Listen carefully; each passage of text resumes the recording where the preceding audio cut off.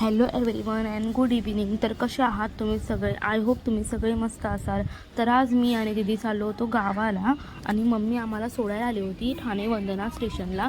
तिकडून आम्ही गेलो होतो स्वारगेटला आणि स्वारगेटवरून नंतर आम्हाला पकडायची होती नातेपुतेसाठी बस, म्हणजेच की पंढरपूर साईडच्या बस. तर आम्ही पहिले गेलो होतो स्वारगेटला आणि तिकडे आम्ही पोचलो होतो रात्री 2:30 वाजता.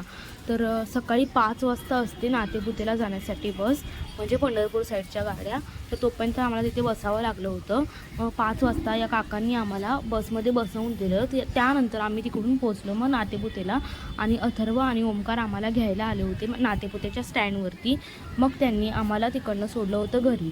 तर मी दीदीला बोलली की किती तूच ब्लॉग घेते, किती माझाच व्हिडिओ घेते. सो मी विचार केला की आता दीदीची पण 1-2 क्लिप घ्यायला. मग घेतला होता मी दीदीकडून कॅमेरा आणि मी काढल्या होत्या दीदीच्या. एकच क्लिप काढली, ती काही काढूनच देत नव्हती.